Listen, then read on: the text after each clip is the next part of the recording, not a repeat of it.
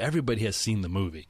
We've all seen how God sends plagues upon the Egyptians. And most Christians learn about these plagues in Sunday school, but we learn them at the level of a story. And we don't necessarily think about what these things really mean. What do you know about the plagues that appear in the book of Exodus? That's what we're going to talk about in today's episode of Grace in Focus. We have special guest David Renfro, an expert in Old Testament, in the studio with us today. And he's going to talk to us about the purpose of those plagues that we find in the story of Moses and the children of Israel. Let's go right to today's discussion with Shawn and David Renfro. Welcome to Grace in Focus Radio. My name is Shawn Lazar, and today I have David Renfro, an Old Testament scholar who's writing a commentary on the book of Exodus. Hi, David. Hi. So tell us, who are you writing this commentary for? It's for a group of people that want to create an in-depth commentary that will be on the internet, meaning it will not be published in a book that you go to the bookstore and buy. It'll go to a website, and you can do research on that passage, and then as you go through the passage, certain words and concepts will be connected to other topical things. And so I'm having a good time going through the book of Exodus. Because you are an Old Testament guy. I've known you for a few years now, and you just love the Old Testament. You actually co-teach, or you were co-teaching a class with Dr. Eugene Merrill, one of the world's preeminent Old Testament scholars. Correct. At First Baptist Dallas. Well, today I want to talk about Exodus with you, if that's okay. Sure. Almost everybody has seen the movie, right? We've all seen the movie. We've all seen how God sends plagues upon the Egyptians. And most Christians have learned about these plagues in Sunday school, but we learn them at the level of a story. And we don't necessarily think about what these things really mean, what people were supposed to recognize and know when it was happening. And so what I was hoping we can do is just talk about these 10 plagues, and you can tell us, kind of lead us into a deeper understanding of what is going on here. Is that all right? That's fine. All right. Well, so give us a little bit of background. Set up the story for us. Okay. In the earlier chapters of the book of Exodus, Moses is confronted by the Lord, the famous burning bush story. Moses had been exiled out of Egypt after killing an Egyptian. He's out in the middle of nowhere. He spends 40 years in the middle of nowhere. Wow. Essentially being on the shelf. And then, at pretty much age 80, the Lord confronts him.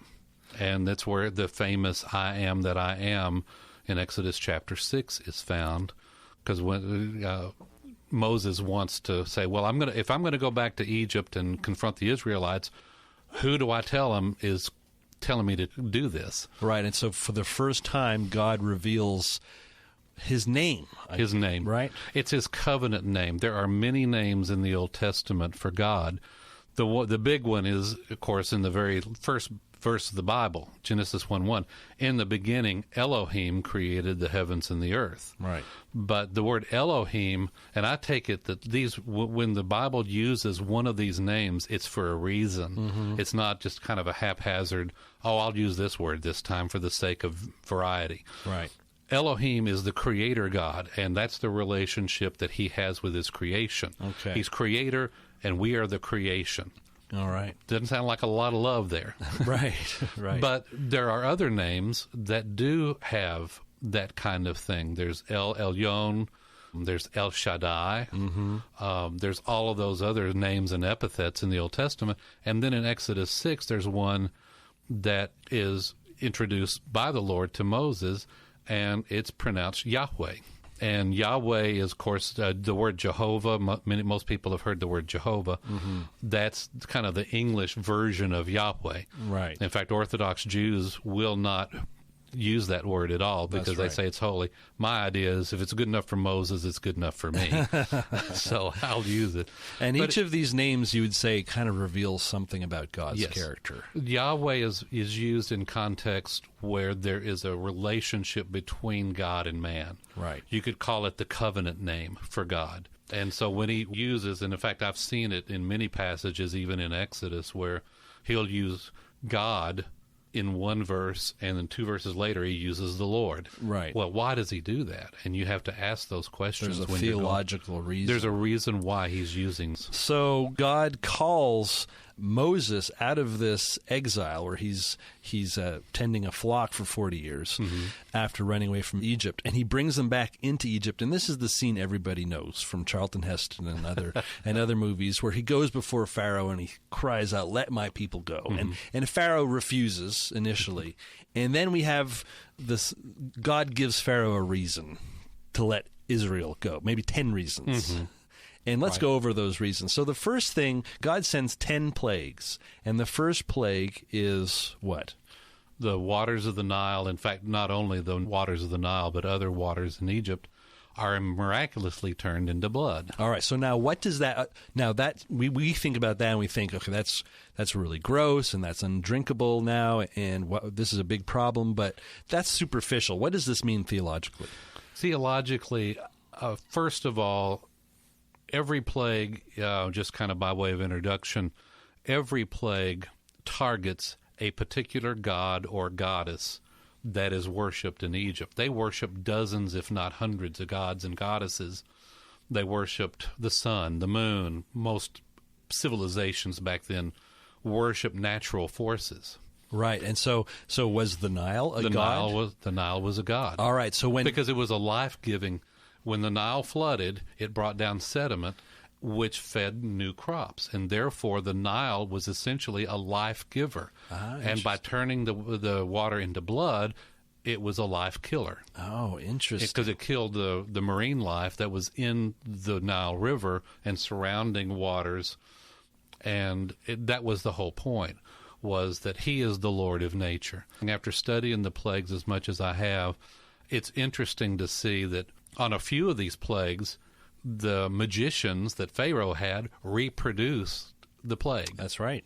But not all of them. But there's something that none of them were able to do? Stop the plague. Oh, that's right. In fact, there are a couple of times that Pharaoh went to Moses and said, "Can you stop this plague?" And he says, "It'll stop tomorrow." Right. Okay. And guess what? It stopped the next day. That's right. And so none of the powers, non-God powers, were able to control when that plague stopped. Like, when do the locusts leave? Right. When do the lice go away? Who controls that? Right. So that showed the Egyptians that God is sovereign. He's the giver of life and death. Right. And so he does what he wants, and you can't stop him. These Egyptian magicians, they could not stop. They could not prevent it. Number one, prevent it or stop it. But they could imitate it to a point. Some of them. That's correct. Well, what does this tell us about God's character? So it tells us that he's sovereign. It tells us that this is a false god, right? The River Nile is a false god. It is powerless before the Lord. Right. All right. Well, let's think about the second plague now. This is the plague of frogs, right? Mm-hmm. And so tell us, why frogs? What was that about? Frogs there is an Egyptian god that is represented by a frog. And this frog god controls a certain aspect of Egyptian life. And to flood everybody, including Pharaoh's own house, with all these frogs, once again, it shows that they have no control over this natural process. But Yahweh does. And so the point was even made to Pharaoh that, oh, by the way, Pharaoh thought he was a god too. That's right, yes. And so he couldn't control it, as thinking that he was the god of all gods. He couldn't do anything about it because the frogs came into his private residence. Right, what a way to control that. What an amazing way to unmask his pretensions to divinity. Absolutely. Wow, so humbling. I mean, if you're to be Pharaoh in that situation, you have to realize my religion is false, wouldn't you think? Well, you would think. At least that's what I would think. Yeah. Keep in mind that he's not only trying to teach Egypt about his person and works, he's trying to teach Israel. Remember that Israel had been in Egypt for over 400 years, 430 years by some passages and later in the Bible. What happened? Do you think that their faith was pure to Yahweh during the 430 years? Right. They must have started worshiping the Egyptian gods too, at least to a degree. I think, this is my opinion, they were engaged in what is called syncretism. Mm-hmm. They still worshiped the Lord because there was a tradition passed down from generation to generation, but they were also, I think their faith was polluted by the surrounding world. For 400 years, the Lord didn't say anything to them, and yet they were inundated by messages about these gods and goddesses. So I think what they did was what the Israelites did later on when they did Baal worship along with worshiping Yahweh. They blended the two somehow and essentially polluted their faith in the Lord. It wasn't worshiping the Lord only. It was I don't think they ever denied that he existed or became atheistic or whatever. I think they blended their faith with this paganism and pantheism that we've seen all over the Bible, but especially now in Egypt. Right. So these plagues not only teach the Egyptians, but they also kind of refute the idolatry that the Hebrews might have had in their worldview. And the futility of worshiping that which is created. Yes. Israel needed to know that there's only one creator.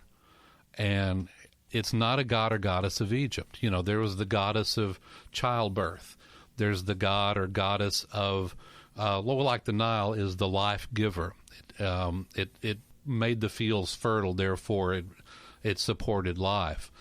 But really, it's the Lord that supports life. He is the one that supports life. And he needed to tell Israel the same thing, because in just a few chapters, when they're released, they're out in the wilderness. They don't have any water. They don't have any food.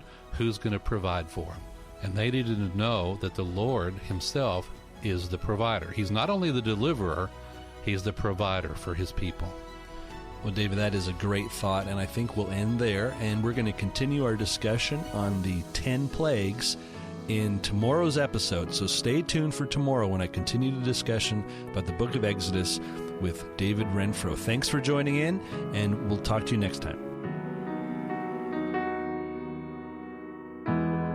Thank you, gentlemen, for that great discussion on the plagues in Exodus.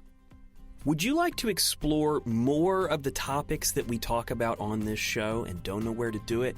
Well, I'm going to tell you where. It's at faithalone.org. That's our website, faithalone.org.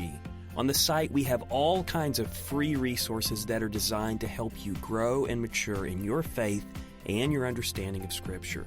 For example, we have this beautifully laid out full-color magazine that you can get a free subscription. Just go to faithalone.org and sign up on the site. Would you like to become a financial partner with this show? Well, if so, you can find out how to do that on faithalone.org.